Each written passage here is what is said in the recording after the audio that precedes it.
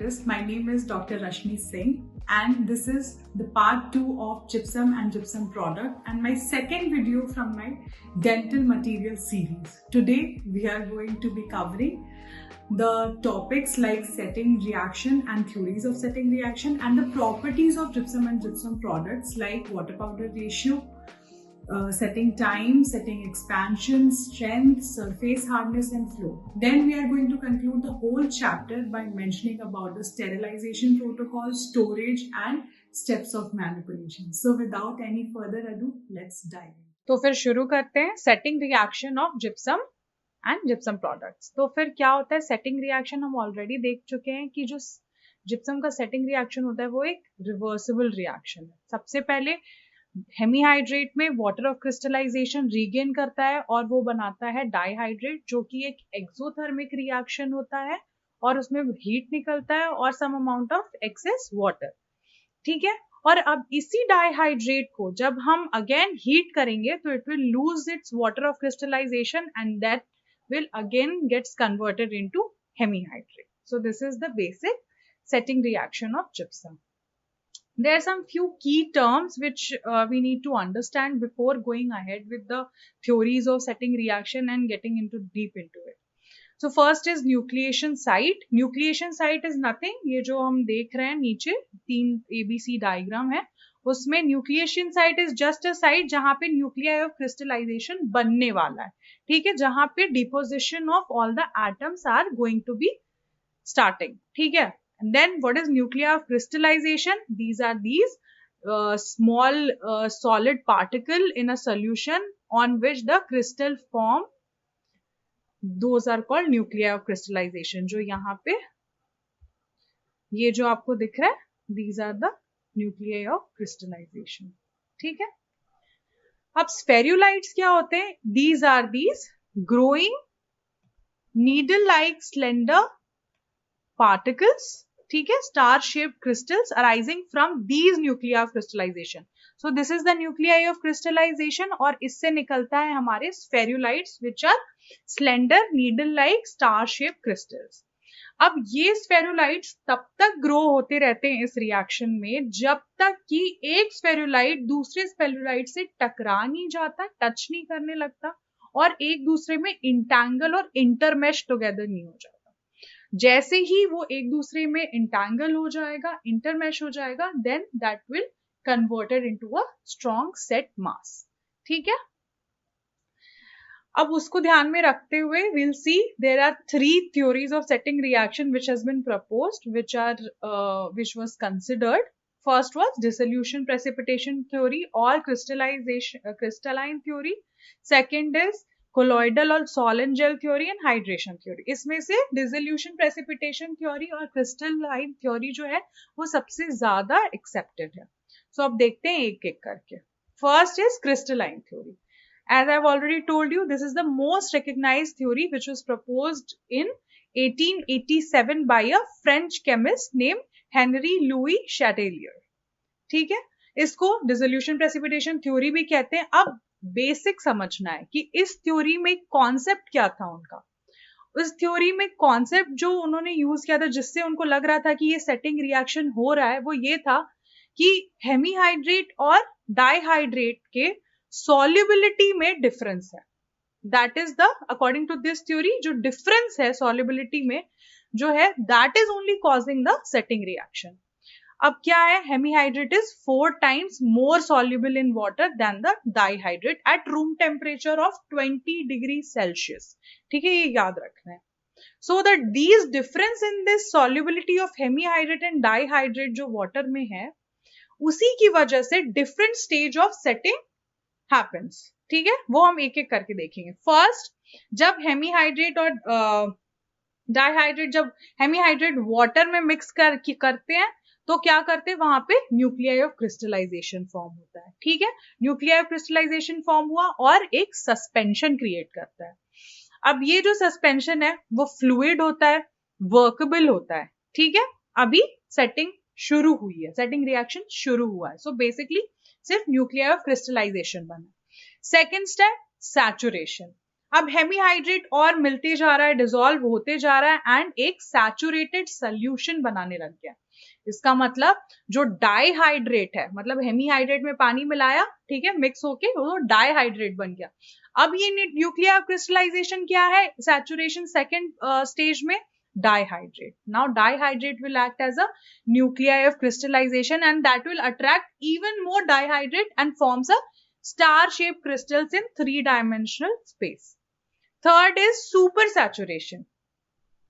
अब क्या कर रहे हैं कि और मिक्स होते जा रहा है और जो रिएक्शन आगे प्रोसीड करते जा रहा है। अब हमने देखा था जब nuclei of reaction, nuclei of crystallization बनता है, उसके बाद उससे स्फेरुलाइट्स ग्रो करते हैं और वो स्फेरुलाइट्स तब तक ग्रो करते रखते हैं जब तक कि वो एक दूसरे से टच ना हो, इंटरमेश और इंटैंगल ना हो जाए। तो यहाँ पे क्या होगा, सैचुरेटेड सॉल्यूशन सुपर सैचुरेट हो जाएगा डाइहाइड्रेट के साथ, इतना हो जाएगा कि वो धीरे धीरे प्रेसिपिटेट होना शुरू हो जाएगा और यहाँ पे बनेंगे नीडल लाइक क्रिस्टल जिनको हम कहते हैं स्फेरुलाइट्स, और वो स्फेरुलाइट्स इंटरमेश और इंटैंगल करने लगेंगे और इसी इंटैंगलमेंट के कारण हमारा क्या हो रहा है, प्रेसिपिटेशन शुरू हो रहा है। And the last and the final step is precipitation, यानी कि पूरा का पूरा प्रेसिपिटेट हो गया। When all the dihydrate is super saturated, it precipitates out in the solution form and from the point of nucleization, and this process continues until all the hemihydrate is converted into dihydrate and forms a solid porous set mass.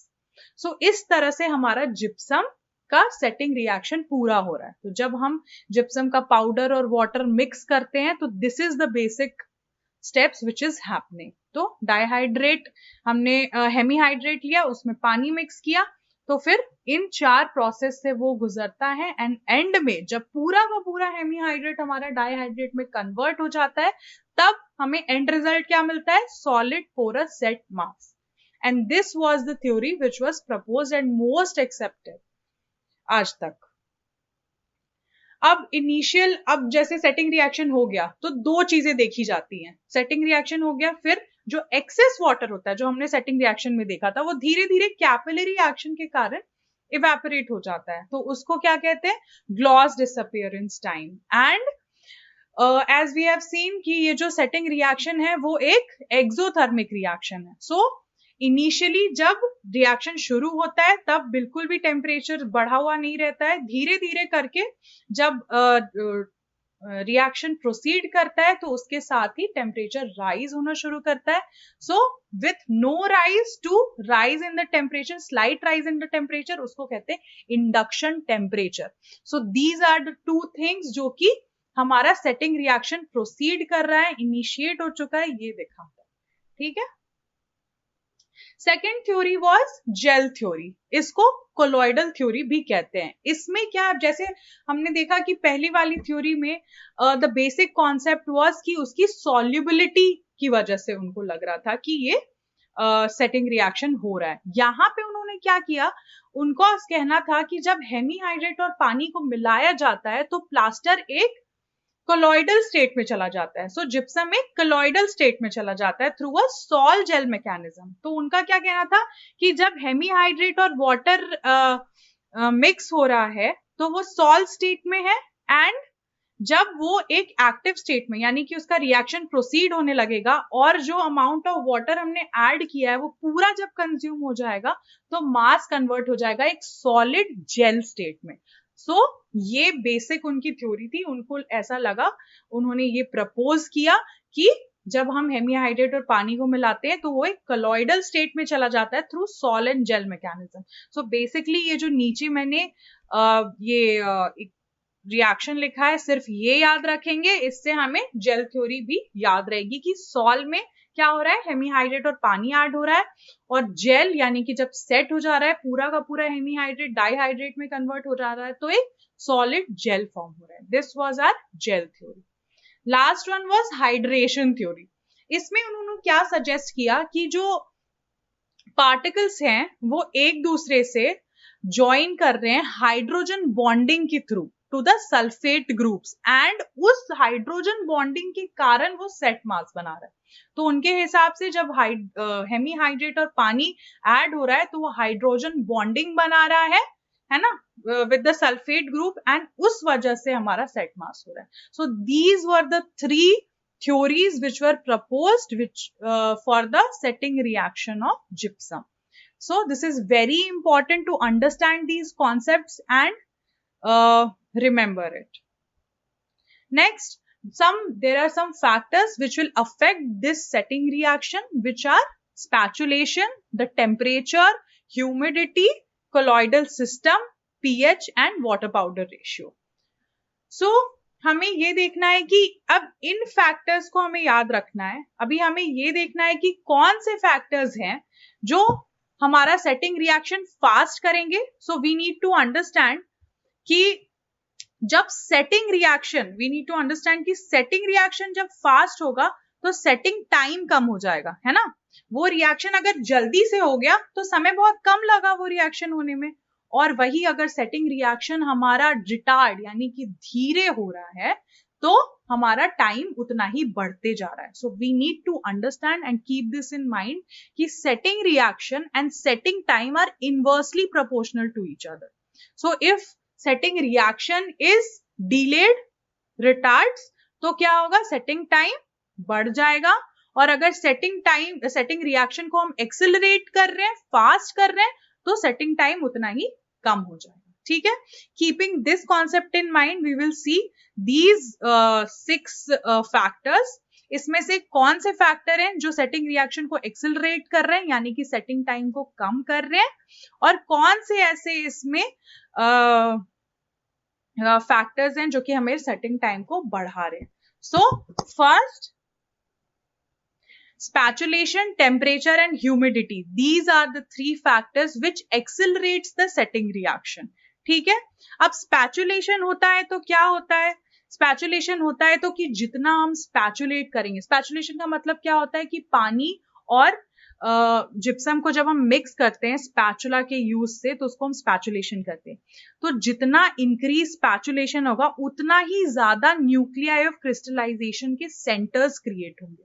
अब जितने ज्यादा centres create हुए उतना ही हमारा conversion of hemihydrate to dihydrate faster होगा. ठीक है. तो इस तरह से स्पैचुलेशन से हमारा सेटिंग रिएक्शन फास्ट हो रहा है. Next is temperature. अब टेम्परेचर में क्या होता है कि हमने देखा कि 20 डिग्री सेल्सियस पे हेमीहाइड्रेट 4 टाइम्स ज्यादा सॉल्युबल होता है डाईहाइड्रेट का. वही अगर ये टेम्परेचर जितना बढ़ते जाएगा उतना ही उसकी सॉल्युबिलिटी रेशियो कम होती जाती है. ठीक है. तो क्या होगा, अब जैसे जैसे मान लो ये 20 डिग्री सेल्सियस से हम बढ़ाते बढ़ाते 100 डिग्री सेल्सियस तक ले गए, तो जितना ज्यादा टेम्परेचर बढ़ाएंगे उतना सॉल्युबिलिटी रेशियो कम होते जाएगा. सो एट 100 डिग्री सेल्सियस ये 1 रेशियो जो है वो 1:1 तक पहुंच जाता है. मतलब कि हेमीहाइड्रेट एंड डाईहाइड्रेट को ऑलमोस्ट सिमिलर हो जाता है. इसकी वजह से हमारा सेटिंग रिएक्शन डीले होने लगता है. बट स्टिल टेम्परेचर को मैंने एक्सेलरेट्स में क्यों रखा है, क्योंकि जितना ज्यादा टेम्परेचर होगा उतना ही ज्यादा आयंस, जो एटम्स और आयंस होते हैं उनकी जो मोबिलिटी होती है वो उतनी ज्यादा बढ़ जाती है, और उसकी वजह से हमारा जो रिएक्शन होता है वो उतना ही ज्यादा इंक्रीज रेट ऑफ रिएक्शन हो जाता है, because of the ion mobility of calcium and sulfate which is present in gypsum. Then the next is humidity. Humidity के वजह से भी हमारा जो reaction है that increase. जितना ज्यादा moisture उतना ज्यादा हमारा rate of setting reaction. ठीक है. After these 3 जो next 3 है colloidal systems, pH and water powder ratio. ठीक है. इन तीनों की वजह से हमारा जो setting reaction है वो कम होते जाता है. अगर एड्सॉर्प्शन ऑफ किसी भी तरह का कोलॉइडल सिस्टम लाइक एल्जिनेट या अगार, किसी भी तरह का कोलॉइडल सिस्टम अगर एड्सॉर्ब होता है on the surface of gypsum, यानी किसी भी तरह की इम्प्योरिटी आती है, तो क्या होता है कि जो न्यूक्लियाई ऑफ क्रिस्टलाइजेशन है उसको वो कवर कर लेता है. अब न्यूक्लियाई ऑफ क्रिस्टलाइजेशन को अगर वो कवर कर लेगा, जो हमारा colloidal system, other colloidal system है, तो उसके कारण क्या होगा कि अब वो रिएक्शन के लिए फ्री ही नहीं है, अब वो आगे ही नहीं बढ़ने दे रहा रिएक्शन को. तो इस तरह से वो सेटिंग रिएक्शन को रिटार्ड करता है. जितना ज्यादा वाटर पाउडर रेशियो उतना ही हमारा सेटिंग रिएक्शन लंबा हो जाएगा, यानी कि सेटिंग रिएक्शन डीले हो जाएगा. है ना। तो जितना ज्यादा वाटर उतना delayed setting reaction. So three factors: spatulation, temperature and humidity accelerates the setting reaction, and colloidal system, pH and water powder ratio retards the setting reaction. After the setting reaction, we'll see the properties of the gypsum and gypsum product, which will include the water powder ratio, setting time, setting expansion, strength, surface hardness and flow. Before starting these properties, we'll see some general properties like it is prismatic, curved and twisted monoclinic. हमने देखा था reaction time पे कि जैसे जैसे हम heat provide किए करते जाते हैं वैसे वैसे मोनोक्लिनिक से वो हेक्सागोनल तक बन जाता है, ठीक है। Specific gravity is 2.3, then it cleaves in one direction and उसका जो MOH हार्डनेस नंबर होता है वो 2 होता है, यानी कि बहुत ही इजिली स्क्रैच हो जाता है नील्स से, ठीक है।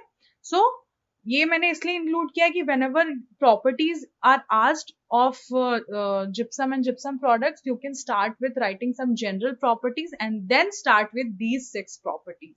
So let's start with the first one. First is water powder ratio.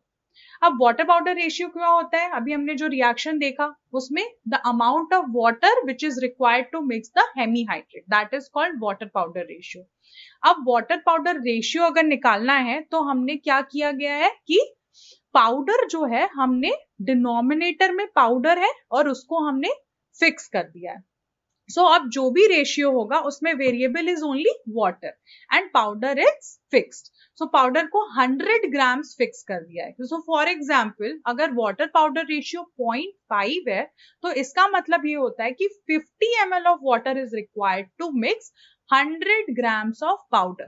So whenever you see any water powder ratio, you have to consider that this amount of water is required to mix the 100 grams of powder.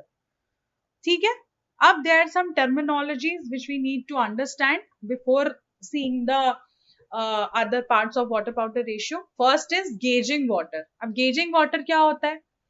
जो water of crystallization जो जिसकी जरूरत होती है हमें उस chemical reaction को आगे प्रोसीड कराने के लिए, उसी को कहते हैं गेजिंग वाटर, ठीक है। अभी थ्योरेटिकली 18.6 ml बोला जाता है जो कि यूज होता है केमिकली रिएक्ट करने के लिए हेमीहाइड्रेट के लिए, ठीक है।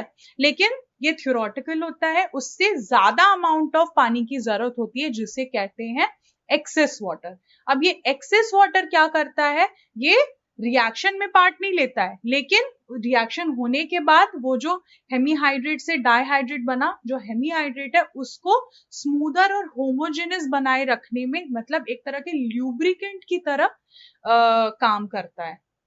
वही है जो अब एक्सेस वाटर बचा हमारे रिएक्शन के एंड में, वो धीरे धीरे इवेपोरेट हो जाता है उस सेट मास में से, एंड उसके बाद क्या बचता है उसमें माइक्रोस्कोपिकल वॉइड्स बच जाते हैं। उन्हीं वॉइड्स जो कास्ट पे बच जाते हैं उसी की वजह से कास्ट वीक हो जाता है, ठीक है। गेजिंग वाटर जो कि केमिकली रिएक्ट कर रहा है हेमीहाइड्रेट से, वो उस रिएक्शन में यूज हो रहा है। एक्सेस वाटर जो एंड में बच रहा है एंड बाद में एक्सेस वाटर जो होता है इवेपोरेट कर जाता है, leaving voids on the cast, and that makes the cast weaker, ठीक है। Now factors affecting water powder ratio. First is apparent density of the powder. Second is crystal structure. Third is surface active agents like gum arabic plus lime या lignocane.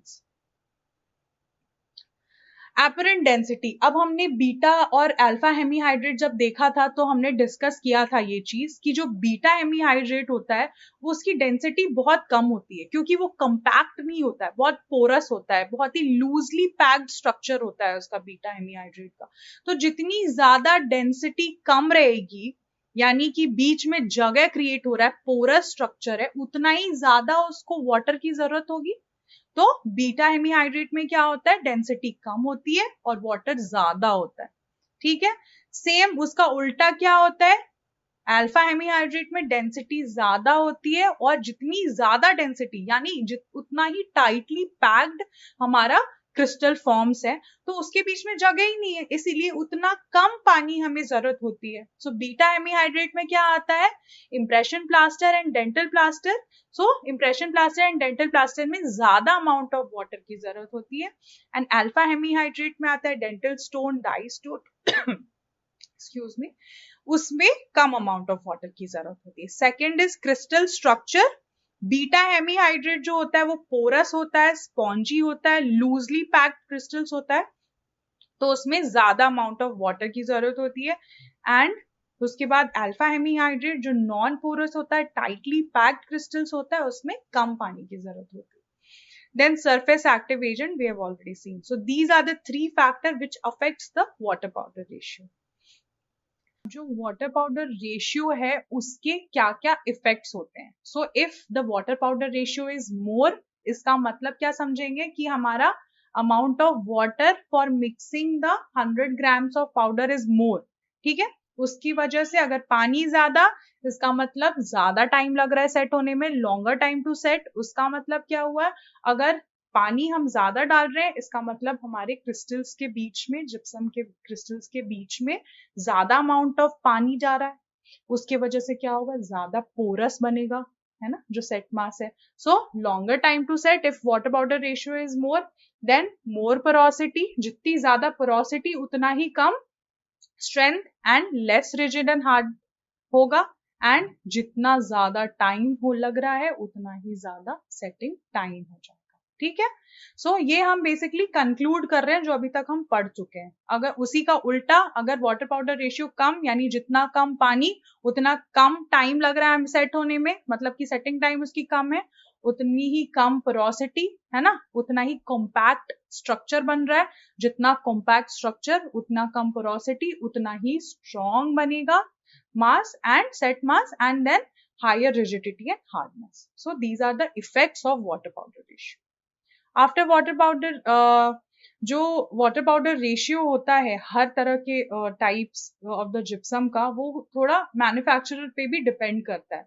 But जो typical recommendation है वो ये है, type 1 के लिए 0.5 से 0.75, type 2 के लिए 0.45 से 0.50, 3 के लिए 0.28 टू 0.30, टाइप 4 के लिए 0.22 से 0.24 एंड टाइप 5 के लिए 0.18 से 0.22. सो इसमें बेसिकली हम क्या देख रहे हैं कि हमारा वाटर पाउडर रेशियो कम होते जा रहा है. जितना कम होगा वाटर पाउडर रेशियो उतना ही हमारा स्ट्रॉन्गर सेट मास. ठीक है, so basically type 1 and type 2 is beta hemihydrate, जिसमें हमें ज्यादा अमाउंट ऑफ वाटर लग रहा है, एंड 3, 4, 5 इज अल्फा हेमीहाइड्रेट, जिसमें हमें कम वाटर पाउडर रेशियो है और उसकी वजह से जो सेट मास है वो भी स्ट्रॉन्गर. ठीक है, सेकेंड इज सेटिंग टाइम. अब सेटिंग टाइम में भी कुछ हमें की टर्म्स हैं जो हमें डिस्कस करने हैं before starting the setting time. First is mixing time. Mixing time क्या होता है, right from the addition of powder to water until the mixing is complete. ठीक है, उसको कहते हैं मिक्सिंग टाइम, जो कि 1 to 2 मिनट्स होता है. मिक्सिंग टाइम के बाद वर्किंग टाइम. अब क्या होता है, time elapse from beginning of mixing. ठीक है, अब मिक्सिंग हो गया, जैसे हमने पाउडर और वाटर मिलाया तब से लेके जब तक मिक्सिंग कंप्लीट होगी.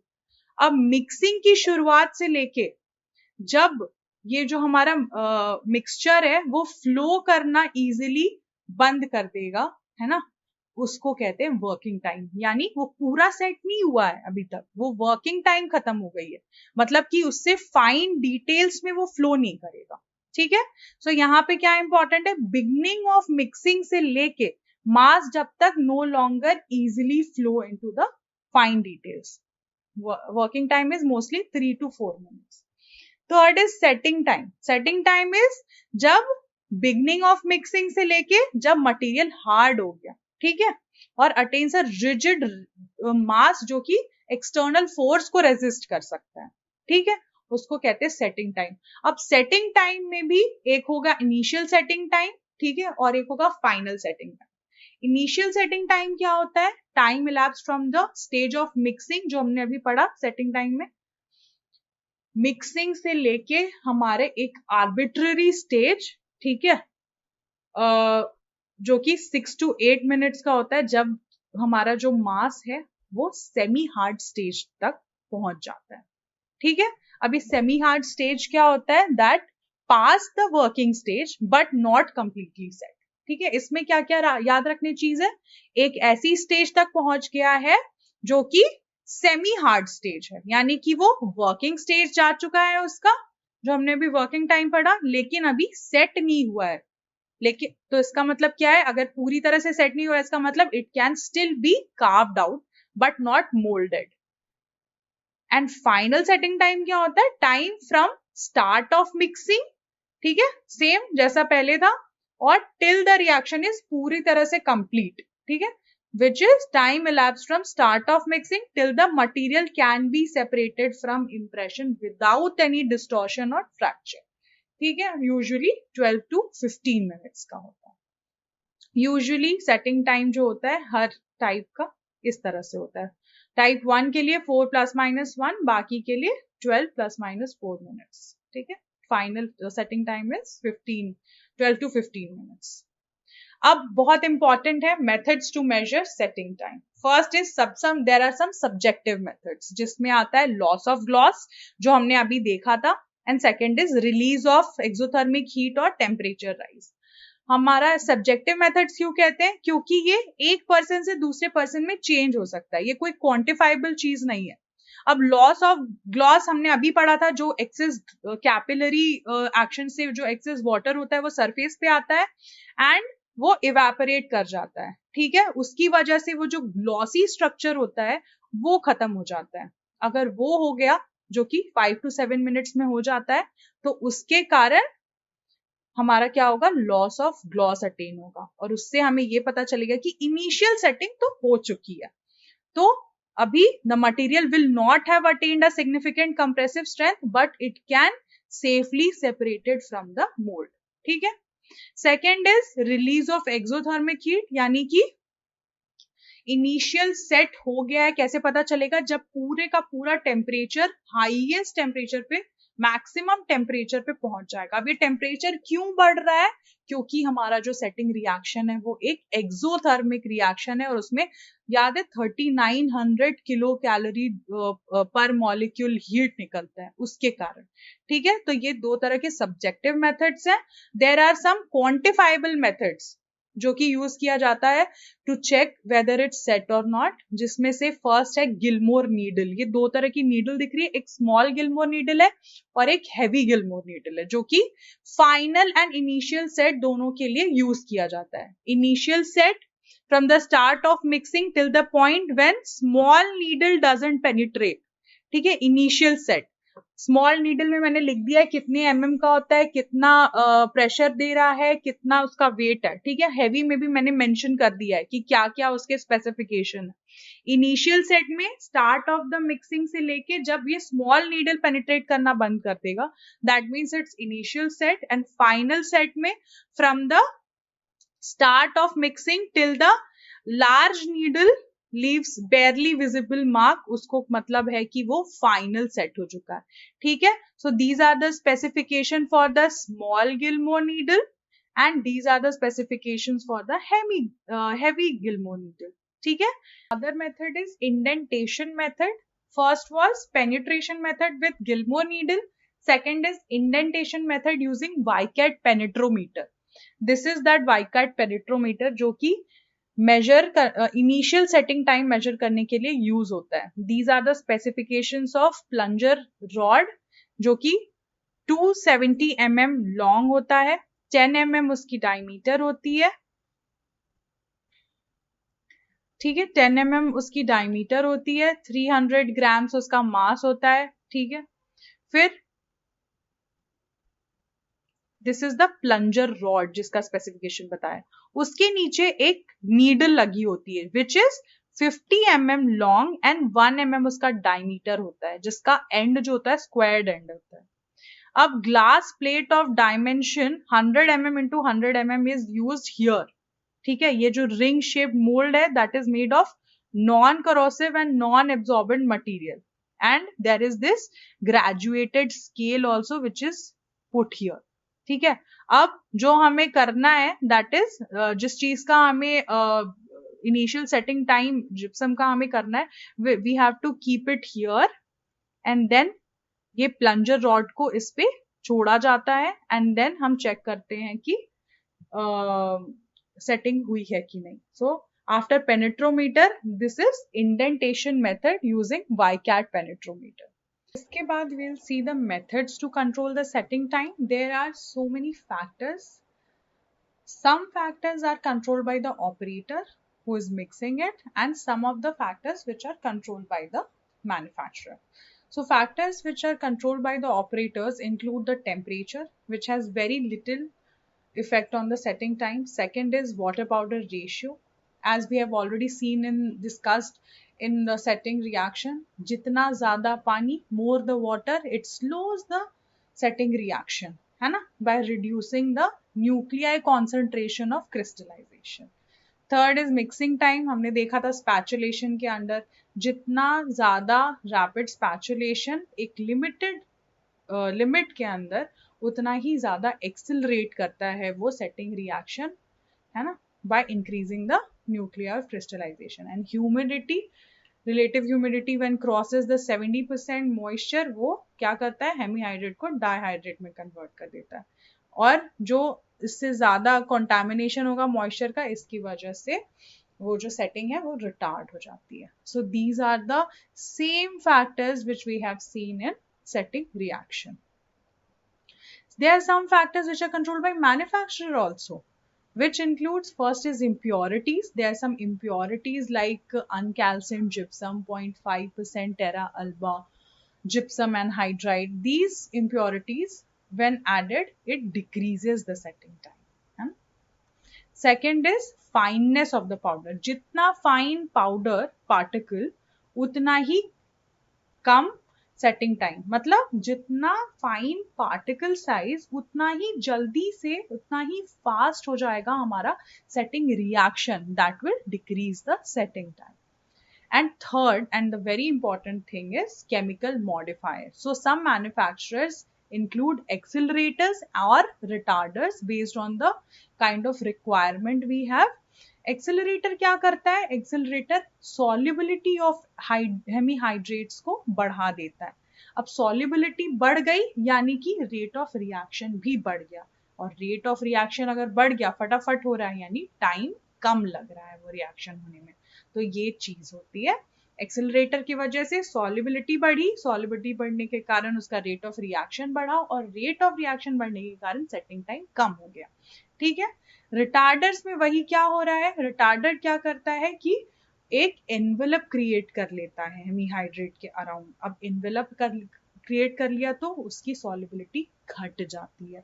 ठीक है. सॉल्युबिलिटी घटी यानी उसका ग्रोथ एंड जो रेट ऑफ रिएक्शन है वो भी घट गया, और अगर रेट ऑफ रिएक्शन कम हुआ यानी सेटिंग टाइम बढ़ जाता है. ठीक है.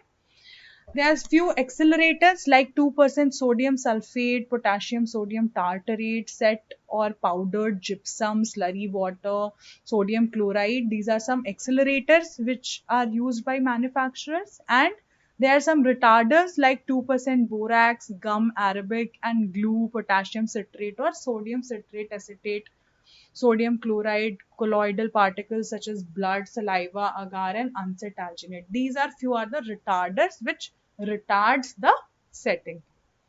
ठीक है. retards the setting reaction, और जितना धीरे होगा सेटिंग रिएक्शन उतना इंक्रीज सेटिंग टाइम. ठीक है. इसके साथ ही हमारा सेटिंग टाइम भी खत्म. थर्ड प्रॉपर्टी जो हम देखने वाले हैं दैट इज स्ट्रेंथ.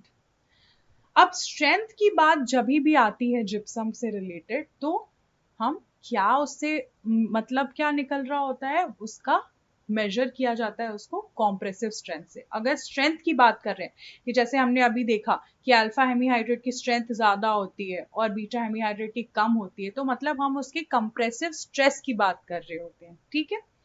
अब जो स्ट्रेंथ होता है जिप्सम का, वो डायरेक्टली रिलेटेड किससे होता है, वाटर पाउडर रेशियो से. जो हमने अभी देखा था कि जितना ज्यादा वाटर पाउडर रेशियो, उतना ही पोरोसिटी ज्यादा और उतना ही कम strength.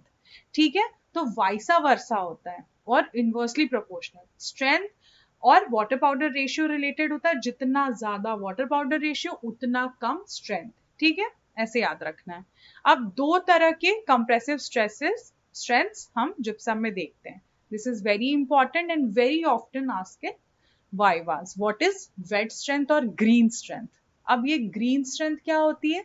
The strength when more than required. अब हमें एक particular amount of water of crystallization is required, जो हेमीहाइड्रेट को डाइहाइड्रेट बनाने में यूज होता है। अगर more than required free water of hydration present है at the end of the reaction also, उसको कहते हैं हम उस समय जब हम स्ट्रेंथ मेजर करते हैं उसको कहते हैं हम वेट स्ट्रेंथ या ग्रीन स्ट्रेंथ। इसीलिए 1 घंटे बाद हम ये चेक कर रहे हैं, इसीलिए इसको 1 आवर कंप्रेसिव स्ट्रेंथ भी कहते हैं। सो क्या क्या हुआ? वेट स्ट्रेंथ भी कहते हैं, ग्रीन स्ट्रेंथ भी कहते हैं और 1 आवर कंप्रेसिव स्ट्रेंथ भी कहते हैं। ये तीनों एक ही चीज हुआ। And the second one is dry strength. अब ड्राई स्ट्रेंथ का मतलब कि हमने देखा था कि जो भी फ्री वाटर होता है जब कैपिलरी एक्शन से सरफेस पे जाता है और वो इवेपोरेट कर जाता है, उस इवेपोरेशन के कारण क्या होता है? कास्ट ड्राई हो जाती है, लॉस ऑफ ग्लॉस हो जाता है ना। तो अब ये जो ड्राई स्ट्रेंथ है ये 24 घंटे बाद मेजर किया जाता है। जैसे अभी हमने देखा वेट स्ट्रेंथ 1 घंटे बाद मेजर किया जाता है, ये 24 घंटे बाद मेजर किया जाता है। इसीलिए ड्राई स्ट्रेंथ जो होता है वेट स्ट्रेंथ से दुगना होता है ना। Dry strength is twice than that of the wet strength, and the drying time जो होता है वो वैरी करता है कि हम किस चीज का स्ट्रेंथ मेजर कर रहे हैं। वो डिपेंड करता है साइज ऑफ द कास्ट पे, किस टेम्परेचर पे हमने उसको रखा है, हमने ह्यूमिडिटी कितनी मेंटेन करी हुई है, मतलब कि उसके स्टोरेज कंडीशंस क्या हैं उन 24 घंटों में। These are some of the factors which influences the dry strength. So हमने देख लिया स्ट्रेंथ के अंदर क्या क्या। एक तो कि कंप्रेसिव स्ट्रेंथ से रिलेटेड होता है। अब कंप्रेसिव स्ट्रेंथ डायरेक्टली रिलेटेड होता है वाटर पाउडर रेशियो से। जितना ज्यादा वाटर पाउडर रेशियो उतना ज्यादा उतना कम कंप्रेसिव स्ट्रेंथ। एंड दो तरह का स्ट्रेंथ होता है, एक वेट स्ट्रेंथ जिसको ग्रीन स्ट्रेंथ और 1 आवर स्ट्रेंथ भी कहते हैं, और दूसरा dry strength. There are some factors, again in every property everything is interrelated to each other. So if you have understood one properly, जो हमने शुरू किया था, अगर आपने सेटिंग रिएक्शन का समझ लिया, आपको वाटर पाउडर रेशियो भी समझ में आ जाएगा, आपको सेटिंग टाइम भी समझ में आ जाएगा, और सेम स्ट्रेंथ हमने अभी देखा था ना, water powder ratio. First factor is water powder ratio, यानी जितना ज्यादा पानी उतना कम स्ट्रेंथ, ठीक है। अगर मिक्सिंग टाइम लिमिट्स में रहेगा तो उसके कारण स्ट्रेंथ भी बढ़ता है। देन अगेन सम एक्सेलरेटर और रिटार्डर ऐड करने से भी स्ट्रेंथ पे इन्फ्लुएंस होता है। सम पार्टिकल मॉर्फोलॉजी, जैसे हमने देखा था फाइनर पार्टिकल, जितना फाइन पार्टिकल उतना बेटर पैकिंग एबिलिटी, और जितनी ज्यादा कंपैक्ट पैकिंग होगी उतना ही ज्यादा स्ट्रेंथ, है ना। जितनी कंपैक्ट पैकिंग होगी उतना ही कम वाटर उनके क्रिस्टल्स के बीच में आने के चांसेस, उतनी ही कम पोरोसिटी और उतना ही ज्यादा स्ट्रेंथ। सेम होता है, सारे में सेम है, it's just you need to understand the basic concept. And last is drying, यानी removal of free excess water by low temperature doubles the strength, जो हमने अभी ड्राई एंड वेट स्ट्रेंथ देखा। So this concludes our strength part. Next is setting expansion. Setting expansion is very important. ये अपने ही itself में एक short notes है जो कि बहुत ही ऑफन आस्क्ड क्वेश्चन है, ठीक है। सेटिंग एक्सपेंशन, इसके नाम से ही समझ में आ रहा है कि सेटिंग के टाइम पे जो एक्सपैंड कर रहा है, यानी एक आउटवर्ड थर्स्ट जो क्रिएट कर रहा है ग्रोइंग स्पेरुलाइट के कारण। हमने स्पेरुलाइट्स देखा था, न्यूक्लियर क्रिस्टलाइजेशन, उसमें एक नीडल शेप स्पेरुलाइट्स बनते हैं।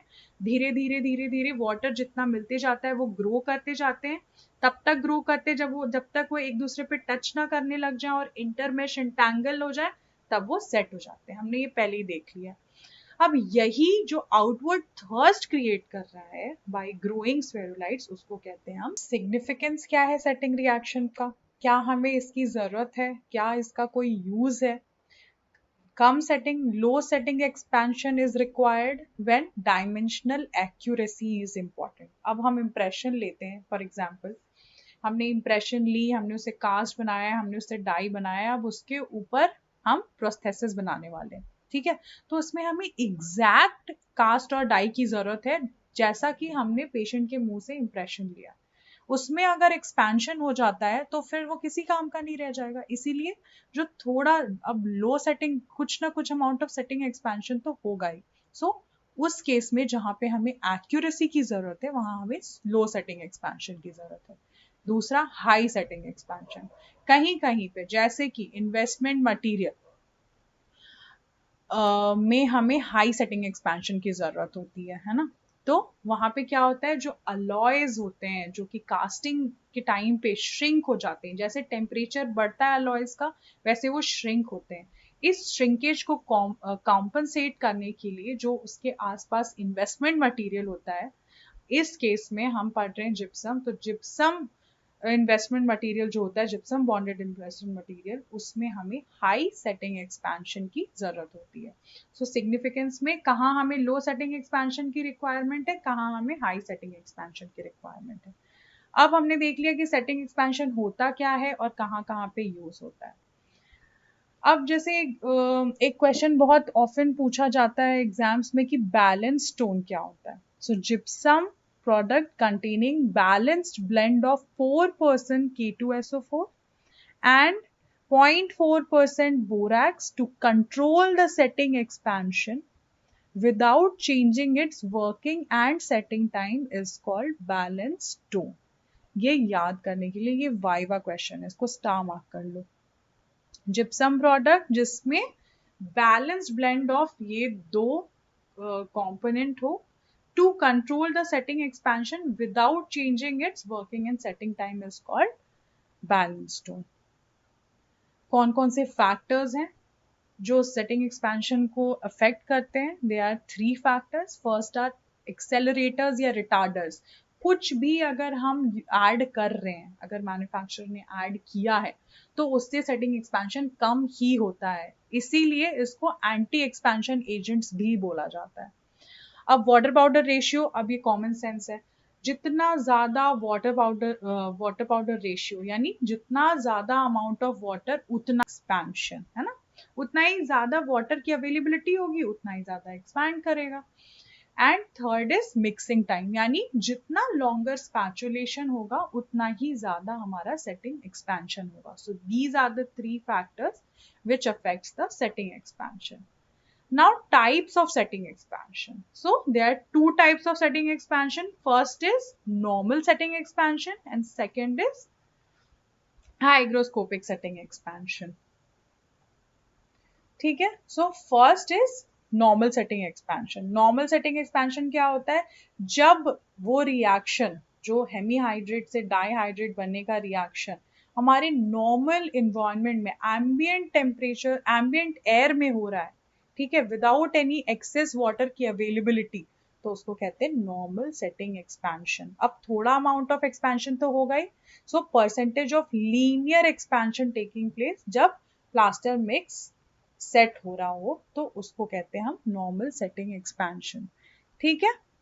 अब अगर ये हम देखें तो क्या होता है, जब हेमीहाइड्रेट और वाटर मिलाते हैं तो पहले क्या होता है, कॉन्ट्रैक्शन होता है, इसीलिए ग्राफ में पहले नीचे जा रहा है, and then during wetting and mixing expansion starts to take place and then फिर वो ऊपर जाता है and then वो फिर set हो जाता है।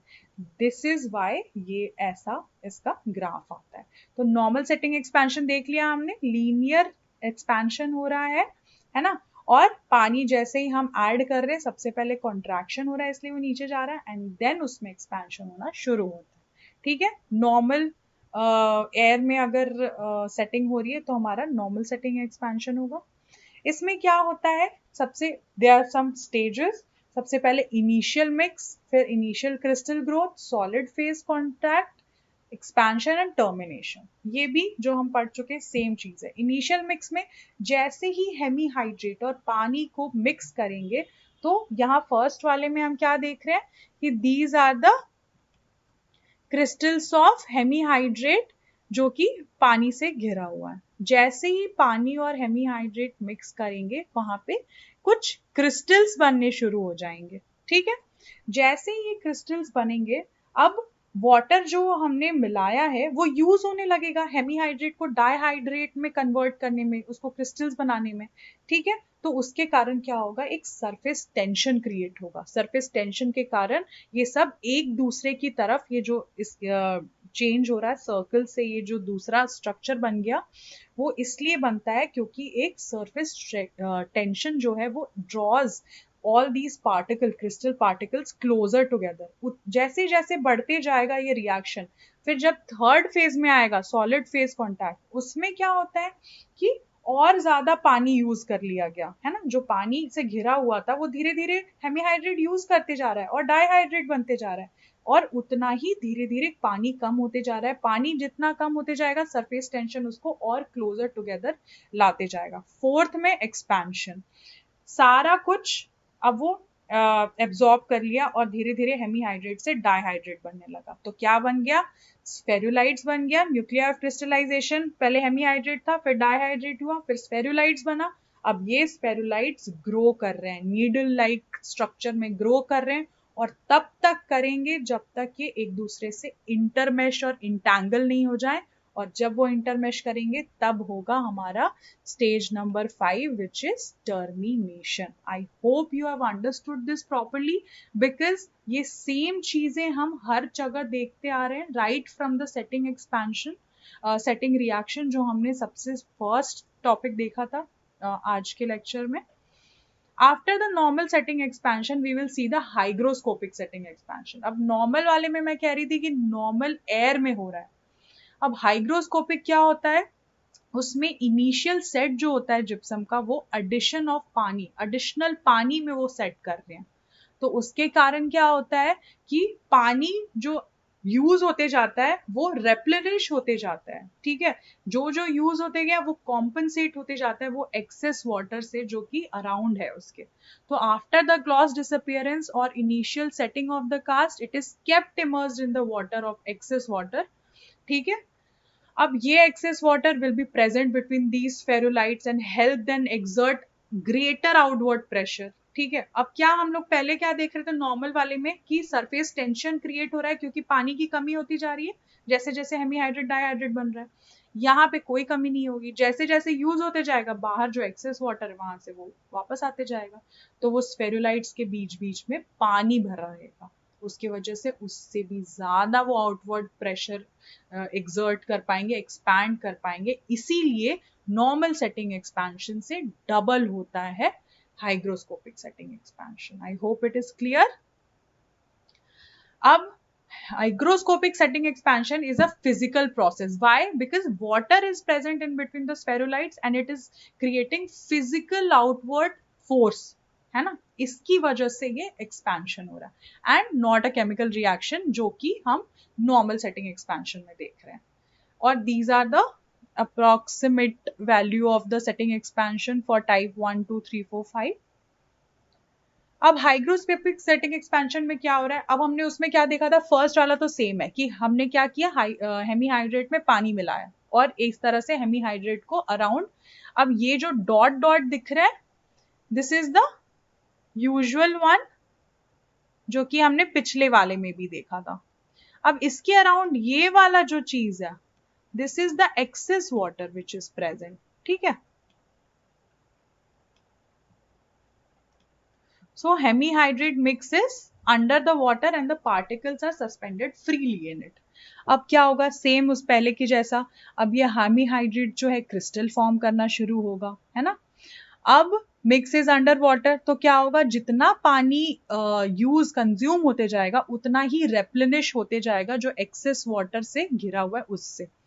अब डाईहाइड्रेट क्रिस्टल ग्रो करेंगे, सेम जो हमने पढ़ा था।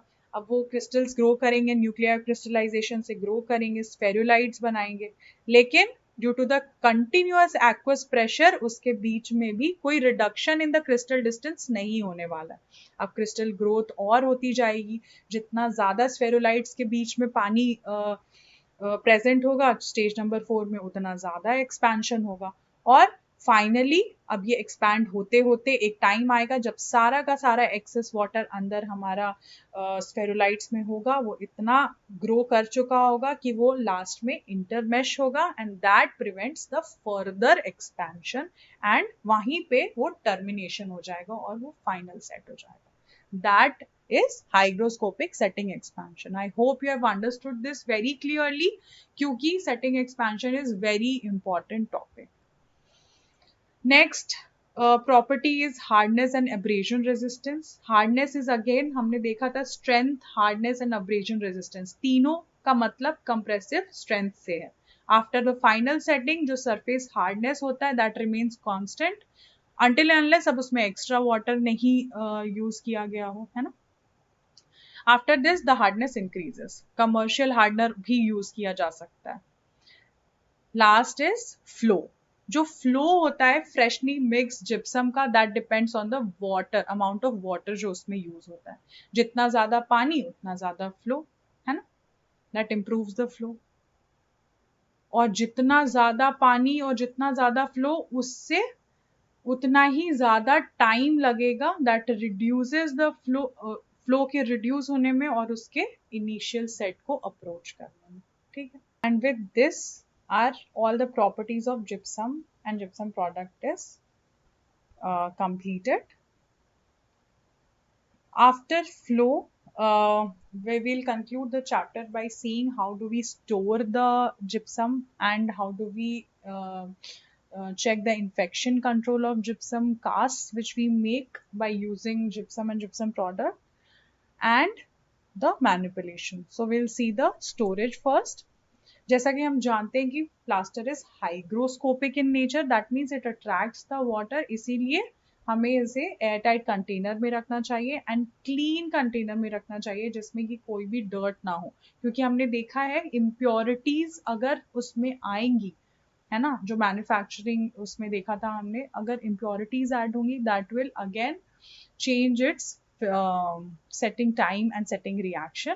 And airtight container क्योंकि हमने देखा था अगर humidity 70% क्रॉस कर जाती है सराउंडिंग environment की, तो फिर क्या होता है कि जो हेमीहाइड्रेट्स होते हैं उसके अराउंड वो डाईहाइड्रेट में कन्वर्ट होना शुरू हो जाते हैं. उसी में फिर क्या होता है, जो मॉइस्चर है वो अट्रैक्ट करने लगता है और न्यूक्लियर क्रिस्टलाइजेशन बनने लगता है.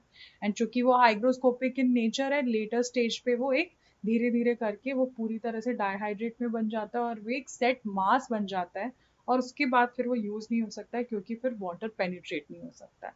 So storage is very crucial part. Then infection control. अब क्या है कि इनडायरेक्टली जिप्सम प्रोडक्ट्स जो हैं डायरेक्टली तो पेशेंट के ओरल कैविटी में नहीं यूज हो रहे, but indirectly it is use. So if impression is not properly sterilize, we should at least sterilize the disinfect the gypsum cast properly. How can we do it? First, by immersing the cast in a disinfection solution which is 0.5% sodium hypochlorite or 2% glutaraldehyde. यही किया जाता है. Other than that, कुछ disinfectant stone में उसके composition में भी मिलाए जाते हैं और या फिर ओवरनाइट गैस स्टरलाइजेशन जो कि बहुत इम्प्रैक्टिकल है और नहीं यूज होता है. सो बेसिकली यूज क्या होता है और हम कर क्या सकते हैं जो प्रैक्टिकली पॉसिबल है, that is emerging our cast in disinfection solution that is 0.5% sodium hypochlorite or 2% glutaraldehyde. Now we'll see the manipulation. First is proportioning. जितना हमें water powder ratio manufacturer द्वारा बताया गया है उतना हम water और powder cylinder और weighing balance पे check करके लेंगे. और हमने देखा है कि strength जो होता है gypsum का वो water powder ratio पे depend करता है और जितना ज़्यादा water powder ratio उतना कम strength. तो हम कोशिश करेंगे हम कम से कम वाटर यूज करें. ठीक है. फर्स्ट इज प्रोपोर्शनिंग, हमने ले लिया. And then is mixing. हम इस तरह का flexible rubber bowl and stiff blade spatula use करते हैं. हैंड मिक्सिंग भी कर सकते हैं. उसमें हम क्या करते हैं, सिफ्टिंग ऑफ पाउडर करते हैं in the measured amount of water. उसको विगरसली मिक्स करते हैं. जब तक मिक्स करते हैं ताकि जो भी लम्ब्स होते हैं वो ब्रेक हो जाए और अल्टीमेटली हमें एक स्मूथ मिक्सचर मिल जाए, यूजुअली 1 मिनट के अंदर. And second is mechanical mix भी कर सकते हैं which is is done by using an automatic vibrator with high frequency and low amplitude. ये use करने से थोड़ा stronger and denser cast मिलता है. So with this slide, we have come to an end of our part 2 of gypsum and gypsum products. I hope you have understood this topic very clearly. इससे related जो भी as promised, इससे related जो भी questions होंगे, questions और उसके answers हम next video में discuss करेंगे. और अगर आपको कोई भी doubt है, if you still have any doubt, you can ask me in the comment section. Till then, see you soon and happy studying.